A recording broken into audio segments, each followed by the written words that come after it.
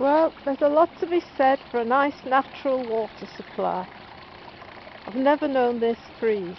There is a trough behind me, but I always know if that freezes, which of course they can, not today, this is always running. It's actually a field drain, which actually he dug out and replaced the stone, as you can see. Comes right off the top road actually, drains right through our land, and it was backing up and it was drowning this hedge.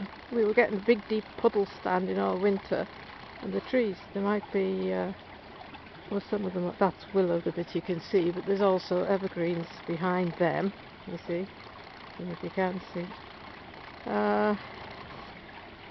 they were just dying. They couldn't stand this constant wet in winter, so he dug it all out a couple of years ago now. Finished it off, watched it run for a while, then put in a pipe and covered it with this, because the old pipe had broken, you see. It was very old, it was here when we bought it.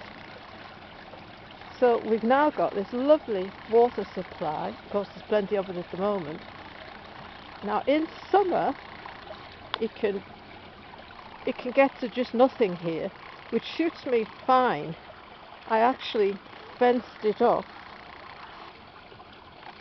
See, my neighbour had a pipe in to take it to his field as well, but I pulled that up because it closed off the water here, which I needed. But you always have water there behind that pipe. However, in hot summers it can get that algae on it, so I don't want them drinking it then, hence the fence there. Anyway, it's got other drains. You can see there's another drain. Drains from the building area. I mean, it's muddy today, we've had snow, but it's not deep. Well, you can see by looking at her feet how deep it is. She's a great heavy thing. It's actually a hard cord here, but they drag the hay down, the muck down, and he's got a muck heap here. He'll scrape it when it's not quite as slippy. Make more mess at the moment. So that's what he scrapes out of the shed there. But yeah, they've got a trough here. We've deliberately put that muck heap right next to it because it's amazing the heat comes off them. So it hasn't frozen as yet. The other one has, that one hasn't. The other one froze and blew a joint. But anyway, we've got the two pregnant girls here, and they're looking great. They're looking dirty, but they're in good order. Very much definitely in full. Oh, my battery's going, and that's Luna. So yeah, they're okay.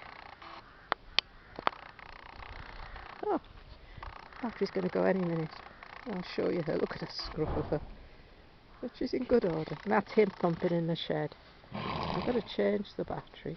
I don't know if it's worth moving on. Dallas has gone really grumpy in her pregnancy, whereas Luna's gone really soppy. Dallas is just horrible to the others.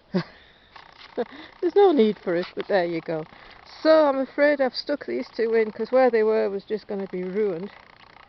And of course, this one gets too fat, so I can't leave her here long, but there's always the danger that Luna's still spreading strangles. She shouldn't be, but she did have a low positive when she was tested in October. But I thought, oh, sod it, we'll just put these ones in.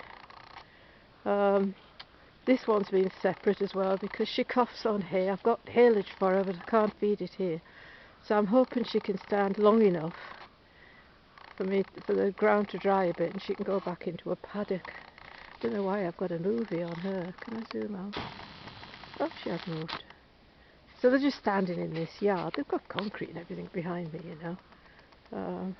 But we've had a lot of rain this last few days. It's been non-stop. Then the snow. So considering I've not touched this bedding for well over a week, it's only got one bale of alfalfa. No, is it? It's not alfalfa. It's rapeseed oil, rapeseed straw. And I like it because that's usually really wet.